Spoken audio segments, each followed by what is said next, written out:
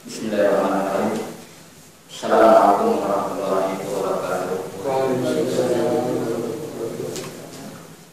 Alhamdulillah.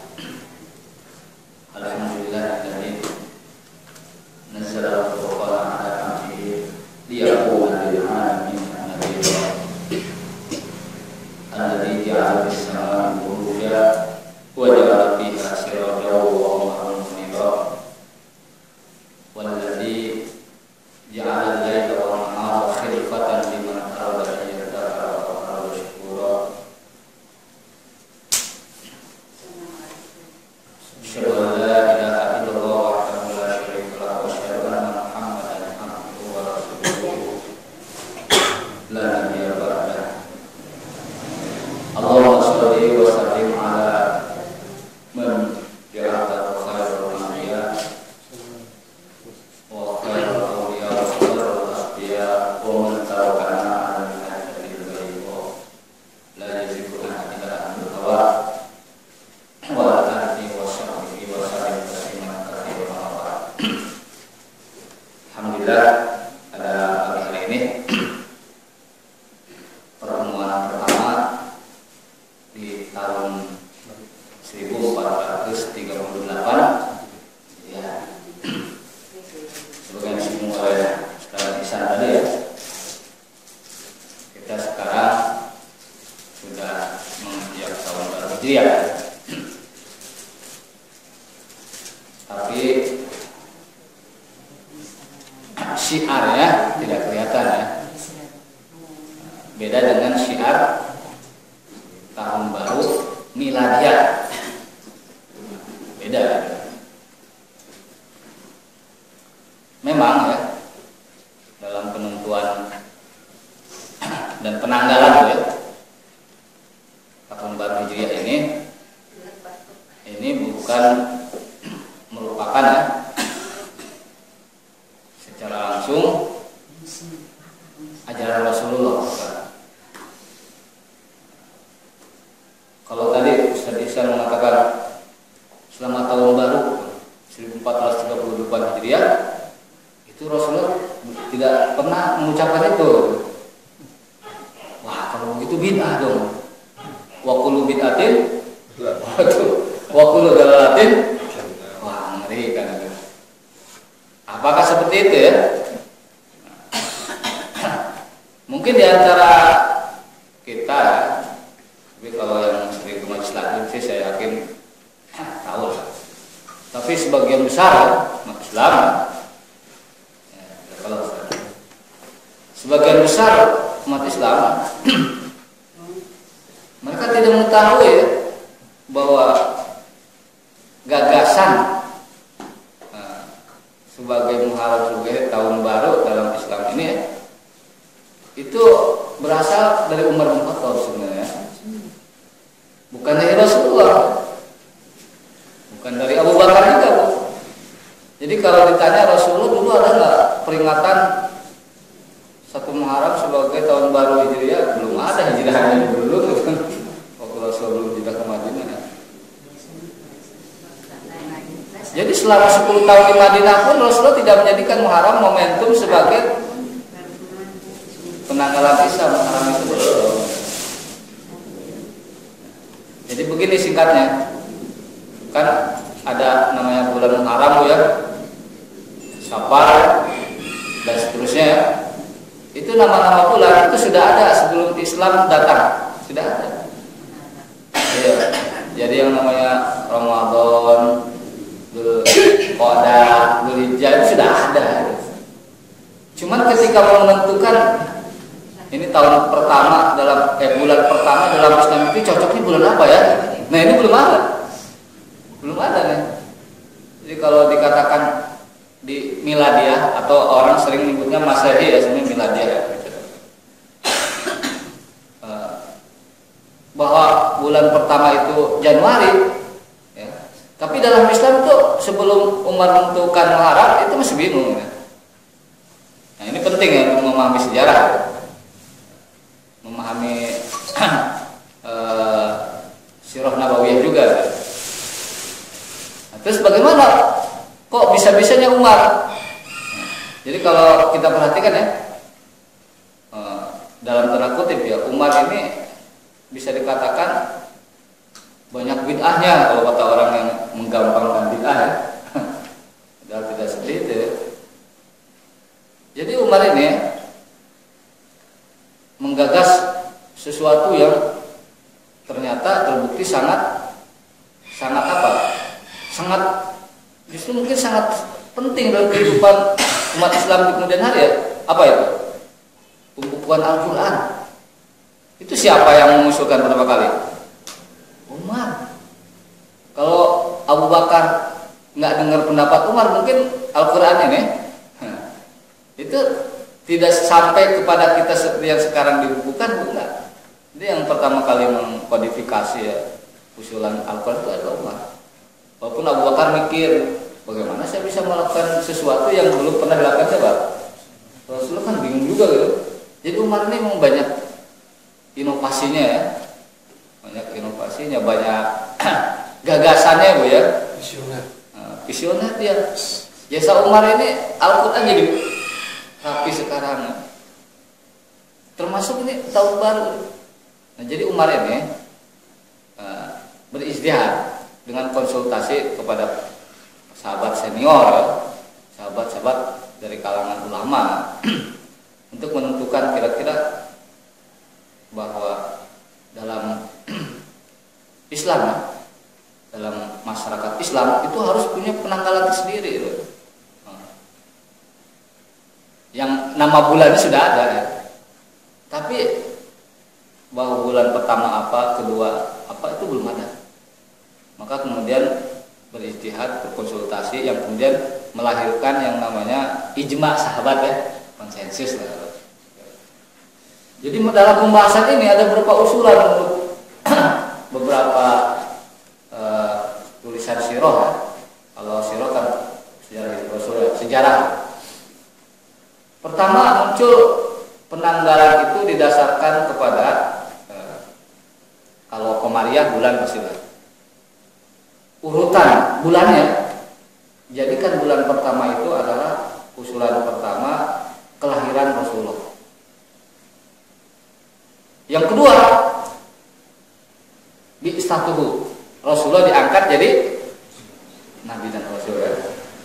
Yang ketiga, momentum hijrah aja katanya. Yang keempat, wafatnya Rasulullah. Jadi cari momentum, ada 4 momentum yang cari. Mereka berdiskusi, hanya sampailah pada satu kesimpulan bahwa yang patut ya, yang layak sepertinya ya, dijadikan momentum tahun bulan pertama dalam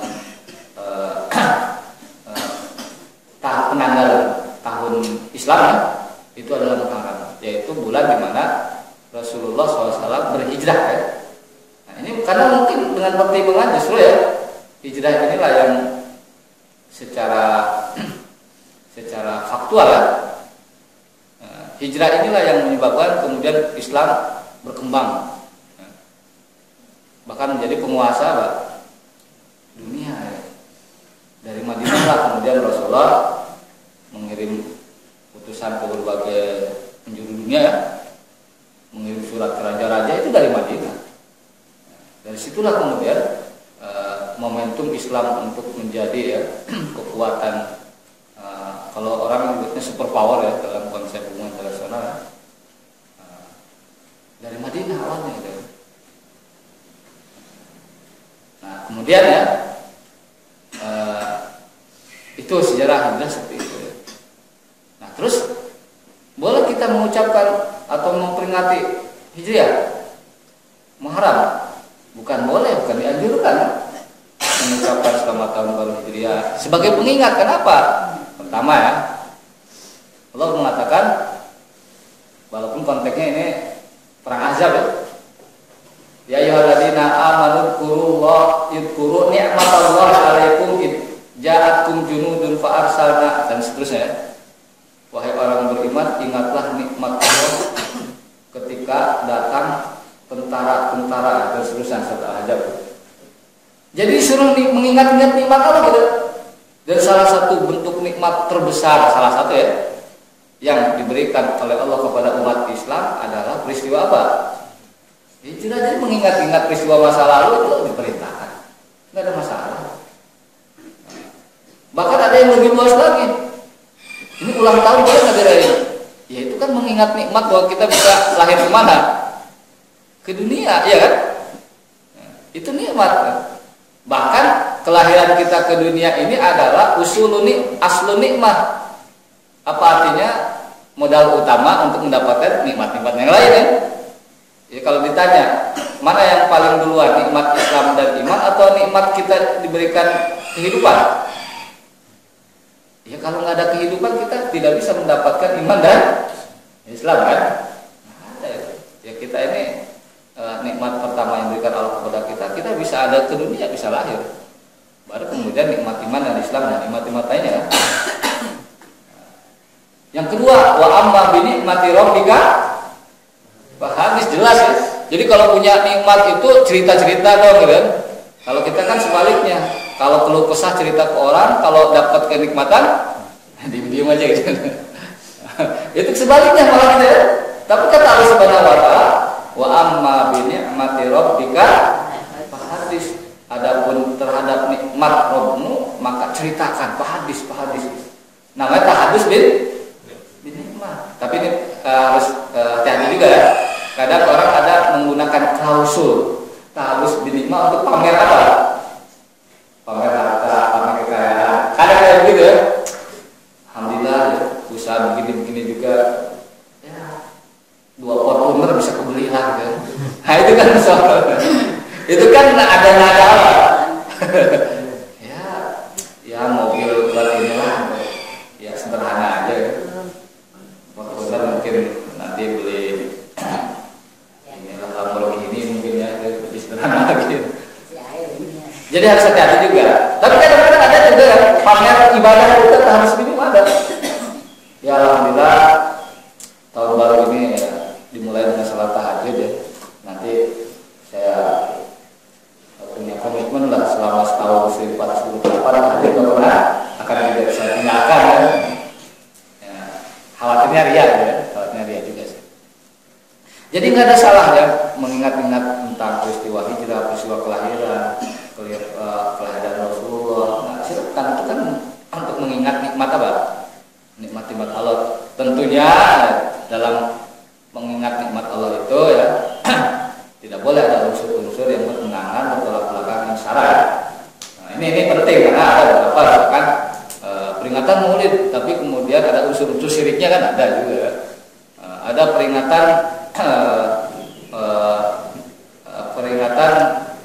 Hijriah, ada unsur-unsur syiriknya juga mungkin ya.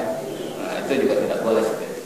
Maka dalam kesempatan ini karena momentumnya ini kita baru saja masuk ya, walaupun sejak maghrib sebenarnya kalau dalam penanganan Islam tahun baru Hijriah, kita ingin membahas tentang hijrah ya. Banyak yang lupa hijrah ke Madinah bukanlah hijrah yang pertama. Nah ini penting ya. Jadi kalau ditanya berapa kali umat Islam melakukan hijrah? 2 kali.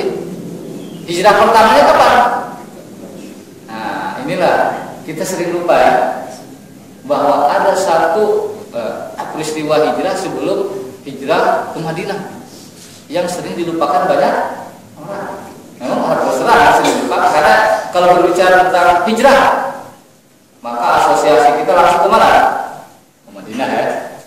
Hijrah, jarang orang ngomong hijrah, asosiasi kita ke Habasyah ya. Seandainya ya, kalau ke Habasyah itu jadi hijrah, Rasulullah juga hijrah, mungkin nanti hajinya agak repot juga bro. Dari Mekah ke Ethiopia gitu. Ada 2 kali penerbangan ya. Nah jadi inilah bahwa konsep hijrah yang ke Madinah itu sudah ada sebelumnya. Bahkan mungkin itu dikatakan sebagai sebuah eksperimen ya, sebuah percobaan ya.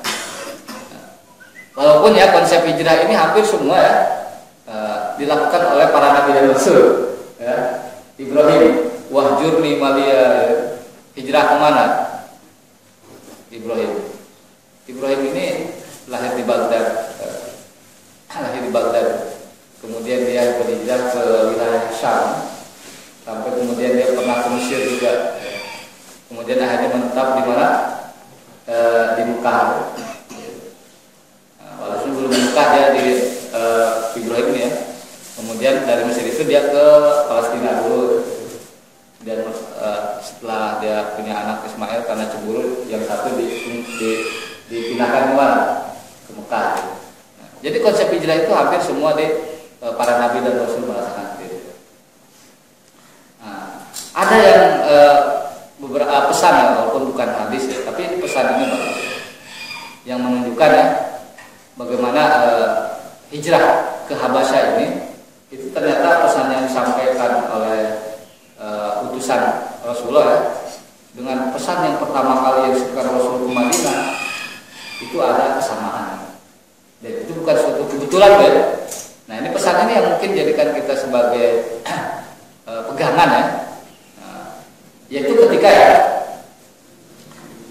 hijrah ke Madinah ke Habasyah itu terjadi ya, karena kan tahun keempat setelah Rasulullah jadi nabi ya, tahun keempat Rasulullah sudah menjadi nabi, itu kan tekanan ya terhadap umat Islam semakin apa? Semakin keras ya. Jadi umat Islam ditekan, diteror ya. Bahkan Rasulullah juga diteror, bahkan ada upaya pembunuhan, itu semakin keras, sehingga ya namanya juga manusia pasti nggak tahan. Maka Rasulullah memikirkan konsep hijrah. Maka ketika tahun keempat setelah kenabian itu ya, pada bulan Rajab, Rasulullah yang dipimpin oleh Ja'far bin Abi Thalib, bersama 12 sahabat dan 4 perempuan, berarti jumlahnya 16 loh.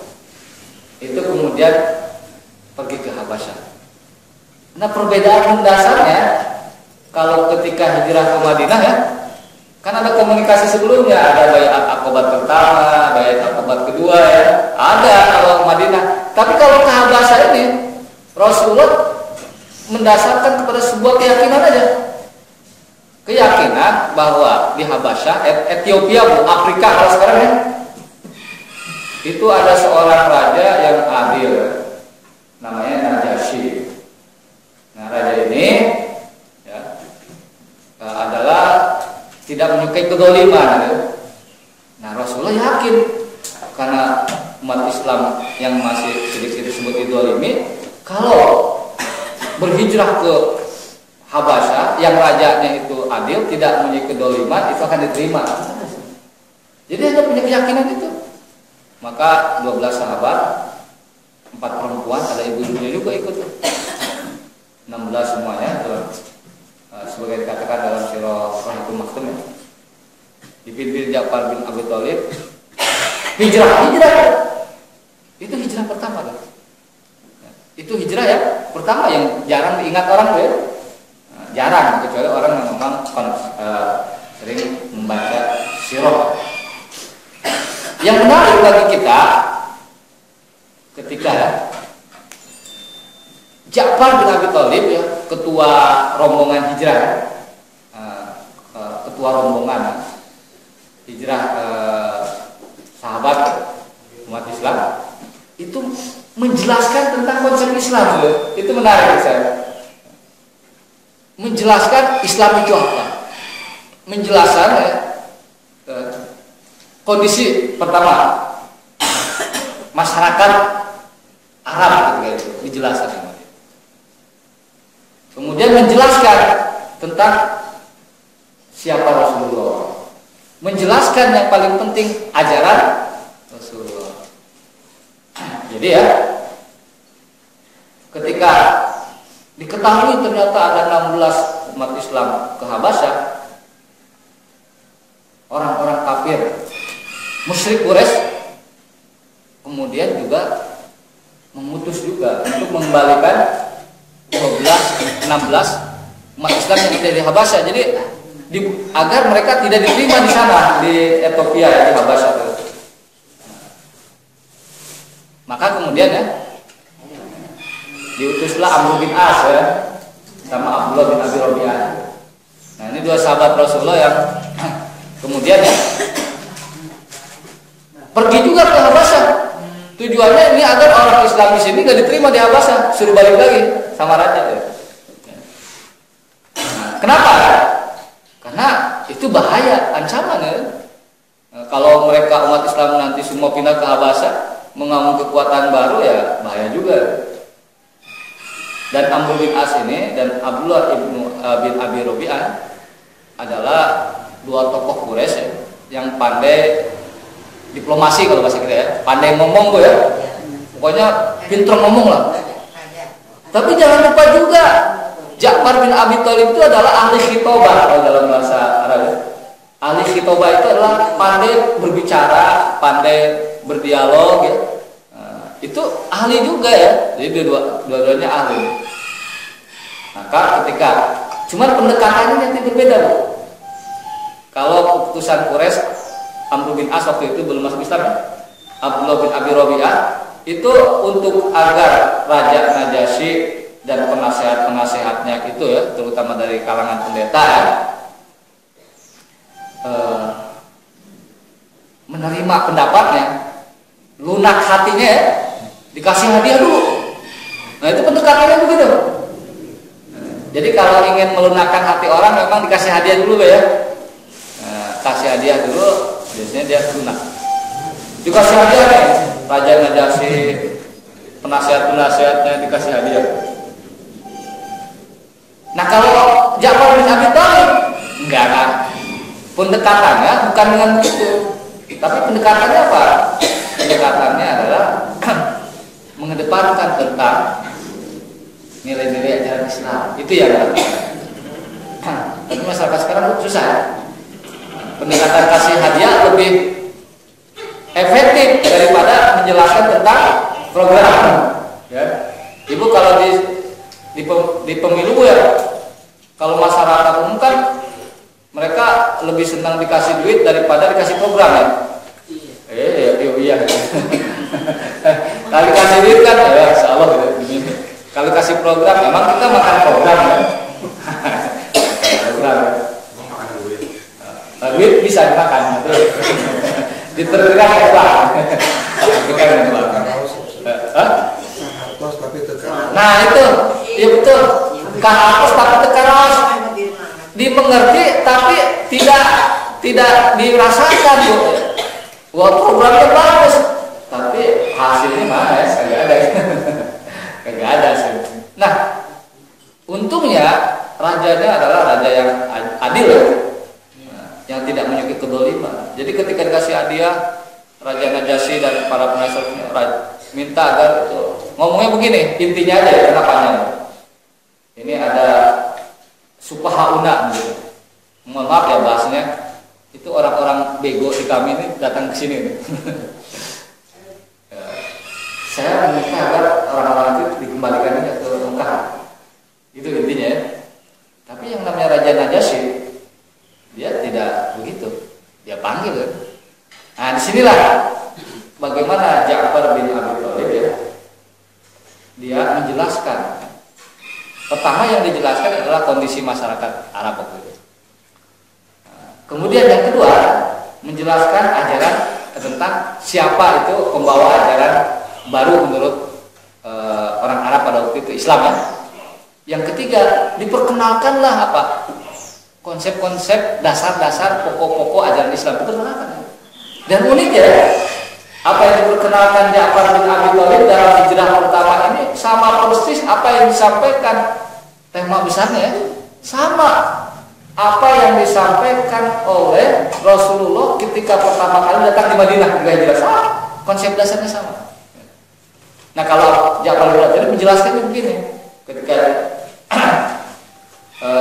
ditanya oleh Raja Najasyi, kenapa berhijrah ke sini? Maka jawabannya begini, Ayyuhal Malik, wahai raja,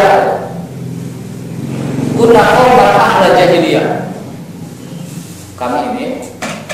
dulu adalah bangsa jahiliyah. Jadi kata-kata jahiliyah ini ya sudah ada sejak zaman sahabat sudah ada. Jadi disebut masyarakat Arab sebelum datangnya Islam disebut jahiliyah. Jahiliyah itu bodoh. Artinya orang yang belum mengenal Islam itu bodoh. Artinya bodoh itu dia belum mendapatkan hidayah, itu bodoh juga. Kenapa disebut jahiliyah? Bodoh. Apakah bodoh itu berarti dia tidak punya pengetahuan? Bukan pula. Karena banyak ya. Kalau kita perhatikan orang yang bukan Islam pintar-pintar. Iya. Tapi bodoh di sini adalah dijelaskan oleh Ja'far bin Abi Thalib. Kenapa disebut bodoh? Pertama, na'budul asnam. Menyembah berhala itu kebodohan. Kejahilian. Na'budul asnam. Kenapa? Sesuatu yang dibuat oleh mereka sendiri, dipahat oleh mereka sendiri, bahkan ada berhala yang dibuat dari roti, kemudian habis disembah dimakan juga rotinya. Ada yang gitu. Jadi sesuatu yang dibuat oleh manusia, kemudian manusia menghambakan diri kepada sesuatu yang dibuatnya sendiri. Nah, itu kan kebodohan. Jadi kita buat patung, menanam pohon sendiri, kemudian disembah ya. Atau kita meyakini ada kekuatan-kekuatan tersendiri pada benda tersebut. Nah, itu kebodohan. Kebodohan. Ya sekarang juga banyak orang yang bodoh seperti itu. Meyakini batu akiknya walaupun pamornya sudah redup ya. Batu akik ya. Oh, ini batu akik bisa membawakan keberuntungan, itu kebodohan. Kebodohan jelasnya. Sama bodohnya ya. Satu uang bisa difotokopi jadi banyak. Menggandakan duit ya. Oh. Siapa namanya? Bukan taat pribadi. Jadi KTP-nya ya. Itu bodoh. Bodoh sekali ya. Nah, jadi nak benda-benda tertentu mempunyai kekuatan itu bodoh. Dan kita banyak yang meyakini itu. Banyak kok. Sangat sayangkan. Jadi yang disebut jahiliyah itu bodoh itu kata Ja'far bin Abi Thalib adalah ketika keyakinan kita itu menjadi kotor ya. Karena menyebabkan. Yang kedua, walakulul maitah. Makan bangkai. Jadi kebiasaan orang-orang kafir Quraisy, masyarakat Arab baru itu kalau makan bangkai itu adalah hal yang biasa ya. Dan itu bodoh. Kenapa? Kita perhatikan sini ya. Kalau na'budul asnam itu ya berkaitan dengan keyakinan. Tapi kalau makan bangkai berkaitan dengan kesehatan fisik. Jadi dalam Islam ini ya bukan hanya yang diperhatikan adalah agar hati kita bersih, bukan ya? Tapi juga fisik kita harus kuat juga kan. Harus Rasulullah mengatakan al-mu'min al-qawi khairun wa ahabun ilallah minal mu'min al-dhaif ya. Mukmin yang kuat lebih baik dan lebih cintai oleh Allah Subhanahu wa taala dari mukmin yang lemah, maksudnya lemah secara fisik ya. Jadi kalau seorang mukmin itu memang sakit-sakitan, kelihatannya nggak pernah seger gitu, sepanjang tahun sakit ya. Nah ini kesannya kurang bagus ya. Kesannya kurang bagus. Jadi itu disebut kebodohan. Kemudian yang kedua, wanatil fawahish. Kami ini biasa melakukan hal-hal yang sifatnya menjijikan. Walaupun kata-kata fahisha menjijikan yang bersifat penyimpangan seksual. Jadi bagaimana gambaran penyimpangan seksual pada waktu itu? Bagaimana pada waktu itu ya? Yang namanya pelacuran itu bentuknya itu sudah sangat parah. Ya. Bahkan ada satu tradisi ya bahwa ketika seorang pelacur ya, seorang pelacur hamil, maka kemudian orang-orang yang pernah berhubungan dengan dia dipanggil. Dalam sirah keadaan orang Arab jahiliyah dipanggil, ada 5, ada 4, ada 6. Kemudian mendatangkan yang namanya dalam bahasa Arab qofah. Qofah itu adalah orang yang bisa meramal siapa bapak biologisnya gitu. Itu Arab jahiliyah kayak gitu. Jadi ada 5 orang. Saya hamil nih. Yang pernah datang ke saya ini bulan dipanggil semua. Dipanggillah seorang ahli peramal. Kemudian laki-laki yang pernah datang ke dia itu kepalanya pegang semua. Kemudian kalau kata si peramal, wah kamu bapaknya. Itu menjadi kesepakatan, sudah selesai. Dia nggak bisa membantah, tidak bisa lagi mengajukan tes DNA, nggak bisa. Itu semacam di ahli forensik waktu itu, ahli tes DNA ya, dari rumah sakit RSCM. Nah itu kebodohannya sampai seperti itu. Ya. Nah, itu fahisyah, perbuatan-perbuatan yang menjijikan. Kemudian menikah tanpa batas. Ada yang dulu ketika sahabat masuk Islam, istrinya ada 10. Jadi istrinya 10 masuk Islam.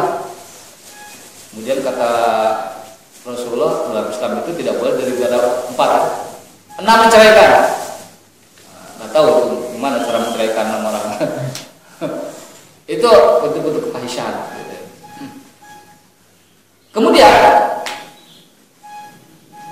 bagaimana Ja'far Abi Thalib menjelaskan tentang kondisi jahiliyah. Disebut jahiliyah itu adalah wanaqul arham. Jadi disebut jahiliyah itu adalah memutuskan itu jahiliyah. Jadi kalau kita punya kerabat dan kita tidak mau menjalin hubungan karena marahan ya, gara-gara warisan. Ini warisan ini memang jadi masalah. Gara-gara warisan akhirnya bertengkar, tidak mau ngomong, tidak mau kontak kalau salah satunya sudah innalillahi wa inna ilaihi raji'un, kadang-kadang begitu. Bahkan ada yang lebih parah lagi sudah innalillahi pun tidak mau melayat, ada ya, bertengkar, memutuskan silaturahim. Itu jahiliyah. Apa jahiliyah lagi? Wa nusiul jiwar, buruk terhadap tetangga. Islam ini memang sangat luar biasa ya. Tetangga itu hak-haknya itu harus dijaga betul. Sampai-sampai ya Rasulullah mengatakan, yusini Jibril ini berwasiat kepada aku agar selalu berbuat baik kepada tetangga, sampai-sampai aku menyangka bahwa tetangga itu sebagai ahli waris seperti saudara. Ini dalam Islam ya. Tidak membedakan tetangga itu muslim ataupun non muslim. Tidak ada dalam berbuat baik ke tetangga. Semua harus dijadikan sebagai apa? Ditunaikan hak-haknya. Jadi kalau orang musik berbuat jahat terhadap tetangga, itu adalah jahiliyah. Kadang-kadang kata iseng ya, tetangganya lagi nggak ada. Wah, kesempatan apa?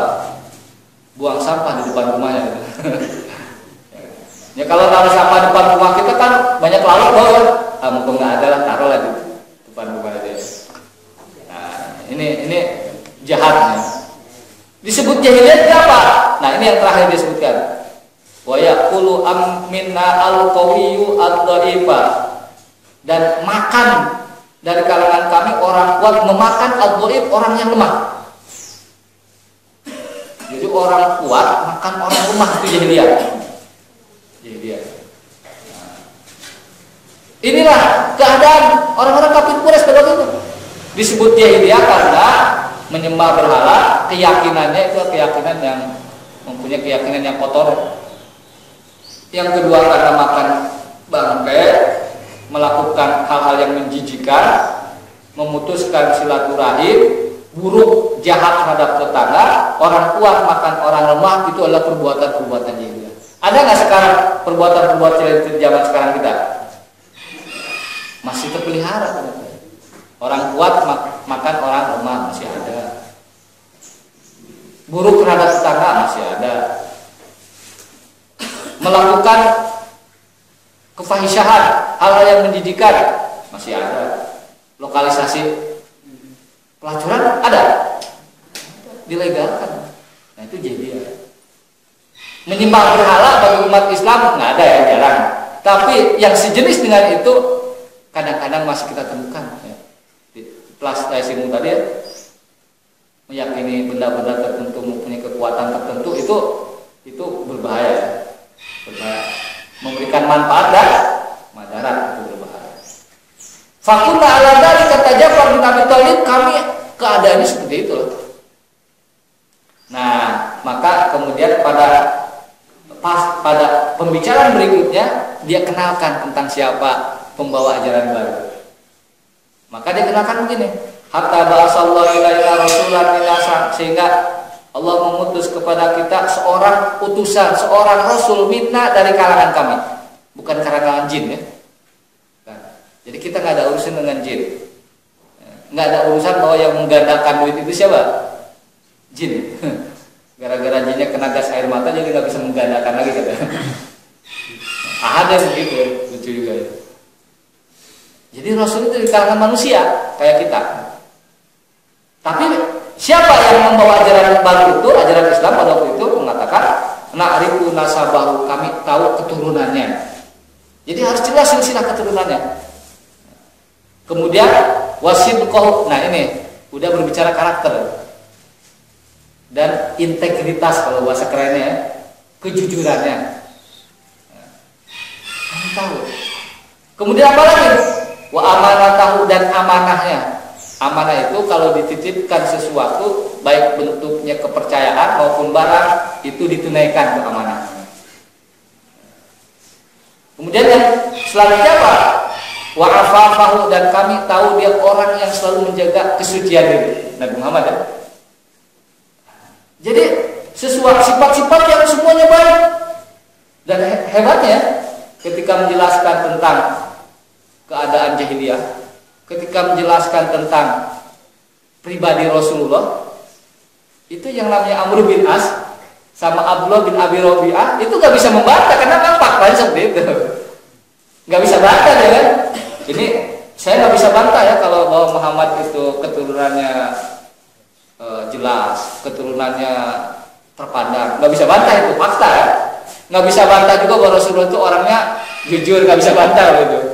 Gak bisa bantah bahwa Rasul itu amanah, karena faktanya ketika Rasulullah mau berhijrah bilang ke Ali, ini titipan orang-orang Quraisy yang ada di saya, nanti balik-balikin ya.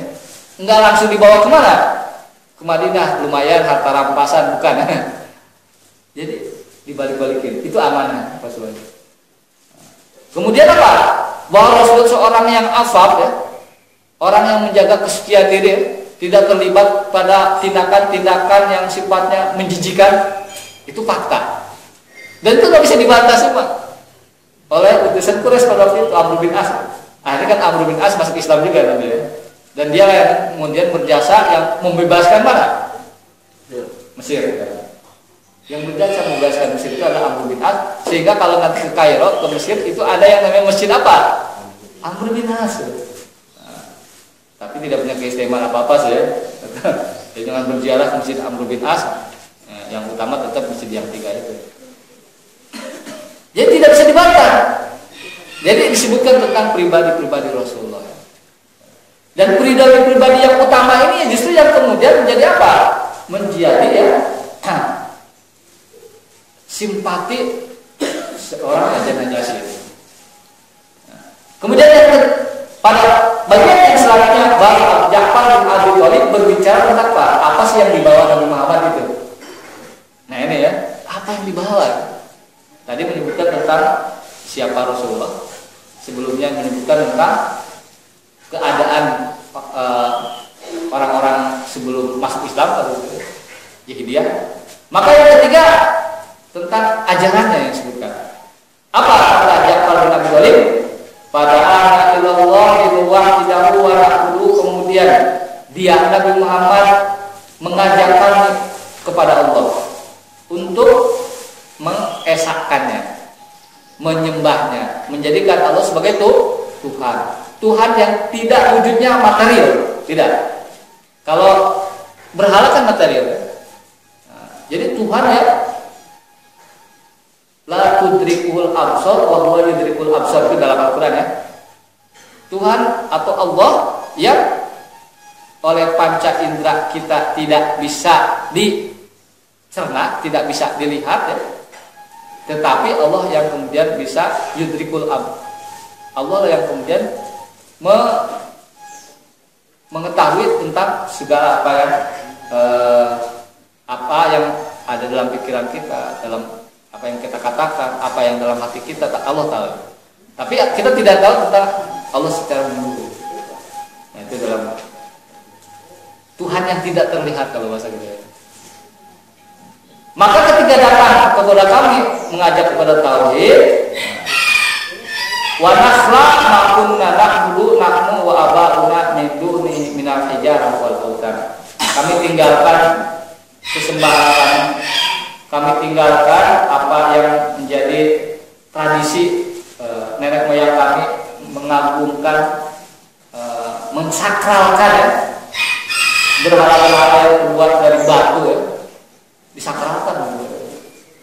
Nah, baru setelah mengenalkan konsep tauhid, apa yang diperintahkan kepada kami? Kata Ja'far bin Abi Thalib. Wa amarna bisidqil hadis pertama yang diperintahkan Rasulullah kepada kami itu adalah agar kami berbicara jujur, tidak berbohong. Ya, ini ajaran pertama yang diperkenalkan oleh seorang Ja'far bin Abi Thalib kepada siapa? Kepada Najasyi. Kami diperintahkan untuk jujur. Wa ada amanah kami perintahkan untuk menunaikan amanah. Kemudian apa lagi? Wasilaturahmi, menyambung tali silaturahmi. Wa husnul jiwar, baik terhadap tetangga. Wa qat'ul maharim wa dima, menahan diri dari perbuatan-perbuatan haram dan menahan diri dari menumpahkan darah. Nah, itu perintah Rasulullah. Coba perhatikan. Perintah-perintah Rasulullah di sini semua itu kebanyakan perintah-perintah yang namanya ibadah muamalah, ya.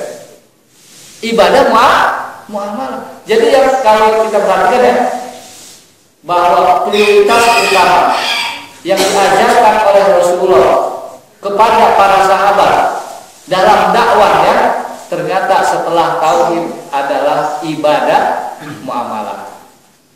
Banyak hadis-hadis Rasulullah yang menunjukkan ketika ibadah muamalah seseorang itu buruk, maka ibadah mahdhur, ibadah yang langsung kepada Allah seperti sholat malam itu sama sekali tidak memberikan manfaat nanti di akhirat. Ada satu hadis yang pernah kita bahas sama sini, dakhalat imra'atun fi hirra. Ada seorang perempuan masuk neraka karena apa? Menyiksa kucing. Menyiksa kucing kan muamalah ya? Ada lagi hadis yang lain diceritakan kepada Rasulullah, ada seorang perempuan kalau malam sholat tahajud, kalau siang puasa. Tapi kata para sahabat, walakinnaha tu'dhi jironaha, tapi menyakiti tetangganya. Apa kata Rasulullah? Dia penghuni neraka. Jadi ibadah makhluk, sholat malam, puasa di siang hari yang sunnah, ternyata itu ya, tidak membantu untuk masuk surga. Kalau ternyata ibadah amalahnya itu jelek. Kadang-kadang ya kita sering salah menafsirkan orang soleh itu adalah yang tahajudnya rajin, sering ke masjid, puasa Senin Kemis, tapi ibadah muamalahnya apa? Kurang bagus. Nah, ini salah ya? Ibadah muamalahnya itu juga bagus, ibadah yang sifatnya langsung mahal juga bagus itu orang soleh. Nah, jadi yang diajarkan oleh yang diajarkan oleh Rasulullah, kemudian disampaikan oleh Ja'far bin Abi Thalib adalah semua adalah ibadah-ibadah muamalah. Kemudian apa? Larangan-larangannya pun adalah larangan-larangan yang sifatnya muamalah juga sama. Apa? Kata Ja'far bin Abi Thalib, wa nahana 'anil fawahish, melarang kami melakukan perbuatan-perbuatan yang menjijikan. Melarang kami wa perkataan-perkataan penuh dusta, kebohongan, wa akli malil yatim, memakan harta anak. Itu semua muamalah. Dilarang kami memakan harta anak yatim. Saya tidak tahu ya. Sekarang kan ada orang bisnisnya itu adalah memelihara anak yatim, ada loh. Oh, iya kan? Bahkan saya pernah dapat cerita, ya mudah-mudahan cerita ini ya tidak sesuai dengan fakta ya, ada ya. Jadi dia punya panti asuhan, dia paling 2 atau 30 anak yatim ya. Dengan begitu dia bisa kemudian mendapatkan dana sedekah ya, disebar. Ternyata katanya dia cerita, alhamdulillah dari begini penghasilan saya sebulan bisa 30 juta. Aku bisa umroh tiap tahun, mobilnya bagus, rumahnya bagus. Nah, apakah yang begini memakan harta anak yatim atau bukan, saya tidak tahu. Tapi itu kan artinya memperalat anak yatim untuk mendapatkan keuntungan apa? Ini ada trennya nih, kadang-kadang ada ya. Saya khawatir seperti itu ya. Ini khawatir dikategorikan sebagai memakan harta. Karena orang ketika menyumbang, memberikan sedekah, memberikan donasi itu untuk siapa? Anak yatim. Tapi kemudian yang makmur bukan anak yatim, tapi siapa? Nah, ini bahaya kan? Coba jangan menganggap uang kecil ya yang kita kasihkan. Tiba-tiba ada kertas, Pak, anak yatim. Cuma 2.000. Tapi kalau 2.000 kali 10.000 sehari gitu. Makanya orang minta-minta yang di lampu merah segala macam itu penghasilannya bisa lebih gede daripada karyawan-karyawan yang kerja pergi gelap pulang. Iya, kadang-kadang ada yang dapat 5 juta, ada yang dapat 4 juta, ada yang cuma 2 juta, ada yang 3 juta. Nah ini ya. Jadi apakah aklu walil yatim itu pada bentuknya yang sekarang akan seperti itu? Menurut saya kalau memang itu hak anak yatim dan dimakan oleh secara berlebihan itu bahaya. Bahaya. Wa akli malil yatim. Kemudian apa lagi yang diperintahkan? Jadi yang dilarang ini semua ada muamalah juga. Wa qadfil muhsanat. Wanita baik-baik dituduh berzina, itu tidak boleh kita tuduh. Artinya apa? Pesannya adalah kita tidak boleh mencemarkan nama baik orang. Tidak boleh. Mencemarkan nama baik sekarang sangat mudah. Sangat mudah. Lewat media sosial ya. Itu mudah. Lewat media sosial kita mencemarkan nama baik orang kan? Mudah sekali sekarang. Nah, lebih berbahaya. Nah, ketika dijelaskan ini apa?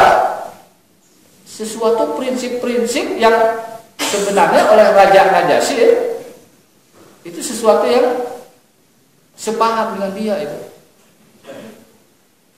Tapi jujur gitu seorang Ja'far bin Abi Thalib. Maka ketika dijelaskan itu kemudian Raja bin Abi Thalib Raja Najasyi ini semakin tertarik. Maka nanya dia. Raja Najasyi mengatakan begini, hal ma'ani majabi anallahu syai'. Coba ke saya sebutkan sesuatu yang dibawa Nabi kamu itu apa dari Allah ya, dari Allah itu apa? Nah, disinilah cerdasnya Ja'far bin Abi Thalib. Dia ingin menunjukkan ada sisi kesamaan pandangan dengan Raja Najasyi menarik untuk apa? Menarik simpati dia. Maka tentunya yang diceritakan bukan ayat-ayat yang menceritakan tentang perang, karena belum ada juga waktu itu, bukan sedekah, bukan. Tapi ada yang menjadi respect, menjadi concern si raja juga, keyakinan yang paling mendasar. Maka dibacakanlah surat apa? Dibacakanlah surat Maryam. Maryam itu kan kebetulan Raja Najasyi ini adalah penganut Nasrani taat. Penasihatnya adalah pendeta-pendeta. diceritakan tentang wadkur fil kita di Maryam idin tabadat min ahliha makanan qasiya. Wah, jelaskan. Pokoknya di ayat ini disebutkan, ceritakanlah dalam Al-Qur'an tentang kisah Maryam ketika dia menepi karena hamil. Karena ketika seorang Maryam itu dinadarkan oleh kedua orang tuanya untuk jadi ahli ibadah, kemudian datanglah malaikat mengatakan bahwa ini kami kabarkan Allah Subhanahu wa taala akan memberi engkau seorang anak laki-laki. Kaget kan Maryam, dia mengatakan qala anna yakunu li gulam, dalam ayat-ayat anna yakunu li waladun walam yamsasni basar, bagaimana saya bisa punya anak sementara seorang laki pun belum pernah menyentuh saya. Tapi Jibril mengatakan bahwa qala kadzalika qala rabbik, ini udah keputusan Allah.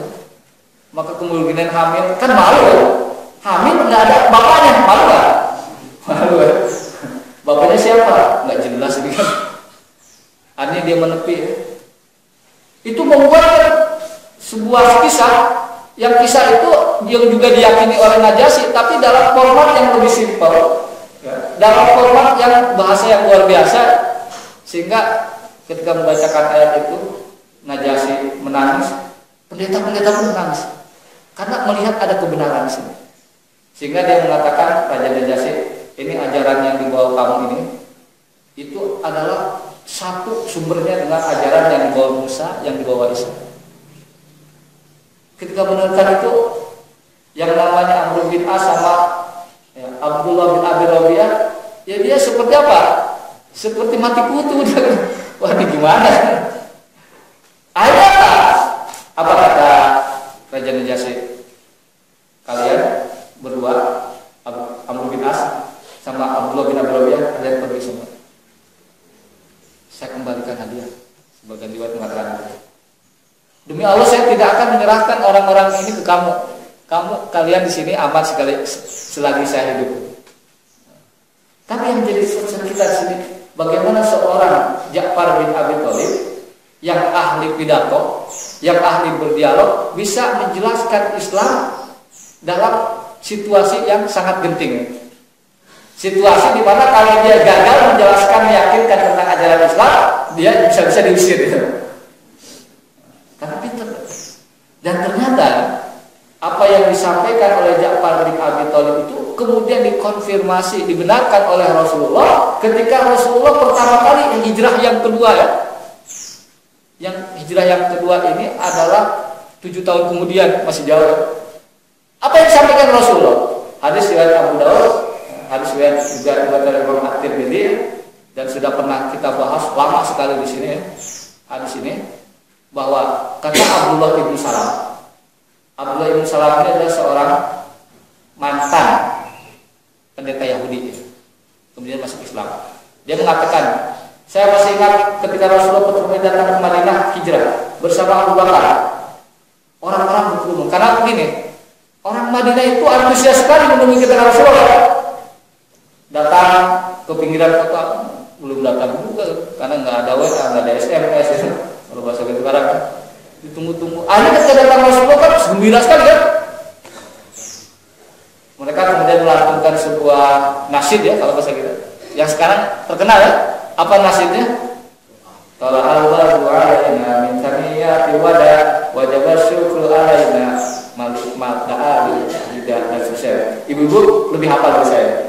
Karena itu materi qasidahan gitu. Nah, ketika Rasulullah datang, saya masih ingat orang berkerumun. Kemudian kata Abdullah bin Salam, ketika melihat wajah Rasulullah, demi Allah saya tidak melihat dari wajah Rasulullah itu ada tanda-tanda bahwa dia adalah seorang pendusta, seorang penipu, seorang pembohong. Kenapa? Karena ya, sekarang ya, kebanyakan menilai seseorang dari penampilan. Ya. Kalau pakai jubah, pakai apa, ubel-ubel, pakai jubah, pakai gamis putih, bawa tasbih gede, punya padepokan, mau pasti sakti. Apalagi tambah namanya pakai AA gitu kan ya. Ini merusak nama baik AA semua.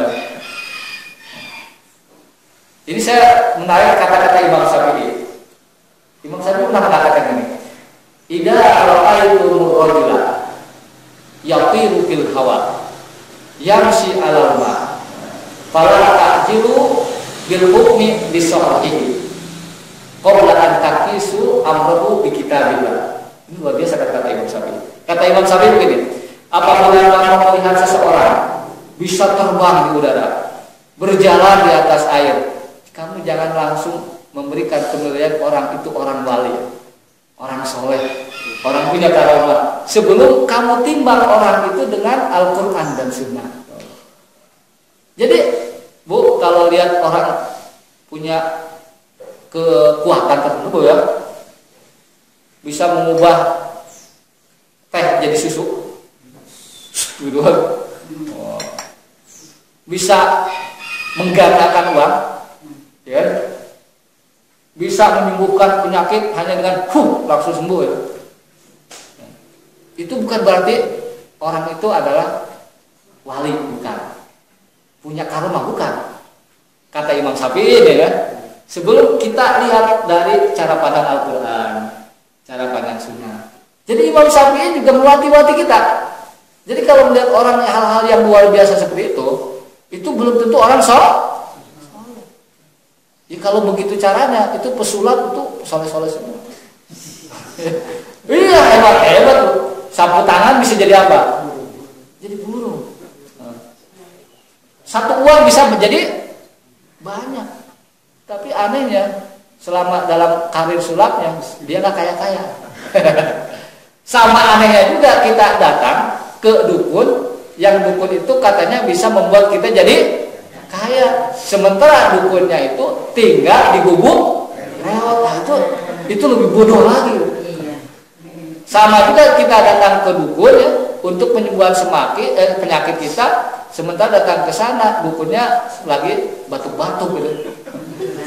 Lagi selesma ya. Nah ini bodoh sekali. Jadi ya, yang uniknya Pak, ya, Bu, ketika menjelaskan siapa Rasulullah tidak dijelaskan apa hal-hal yang luar biasa, enggak. Sama Najasyi tidak disebutkan Rasulullah itu tuh ya, itu enggak mempan dipukul, enggak dijelaskan. Rasulullah itu punya kekuatan ya, kekuatan misalkan bisa berjalan di atas air, enggak ada ya. Rasulullah itu bisa membelah apa? Enggak diceritakan sama Ja'far bin Abi Thalib, tapi yang ceritakan apa? Ceritakan tentang kejujurannya, tentang amanahnya, tentang kesucian dirinya, tentang akhlaknya. Dia kan begitu ya? Enggak penting yang begitu-begitu, yang luar biasa. Nah, makanya di sini ya, Ja'far bin Abi Thalib ya menjelaskan tentang apa? Tentang Rasul itu tepat sekali. Nah, ketika Abdullah bin Salam mengatakan bahwa ketika Rasulullah pertama kali datang, saya melihat bahwa di raut mukanya bukan seorang pendusta. Dan saya masih ingat yang pertama kali diungkapkan itu ada 4. Di hadis ini mengatakan, Rasulullah mengatakan, Ayyuhan nas, wahai manusia, Absus salam. Oh, langsung dia sebarkan. Itu ibadah apa? Ibadah muamalah, ya kan? Ibadah sesama manusia ya, sifatnya. Absus salam, sebarkan salam. Yang kedua apa? Ada yang ingat di sini? Wa'at imut to'am, berbagi makanan. Ibadah apa lagi? Ibadah sosial juga. Itu bahasa kerennya. Ibadah muamalah. Yang ketiga, wasilul arham, itu kan masih mirip-mirip dengan apa yang disebutkan Ja'far bin Abi Thalib. Apa? Sambung tali silaturahim. Baru yang keempat babnya ibadah ya. Apa yang keempat? Wasallu billail wan nasu niyam tadkhulul jannata bisalam. Sholat malam ketika orang-orang tidur, niscaya kamu masuk Islam dengan penuh kedamaian. Oh, jadi 4 itu yang dilakukan. Tapi dari 4 itu 3 adalah ibadah apa? Muamalah semua, ibadah sosial semua. Jadi apa yang disampaikan Ja'far bin Abi Thalib 7 tahun sebelumnya, itu terkonfirmasi benar apa yang disampaikan oleh siapa? Ja'far bin Abi Thalib itu terkonfirmasi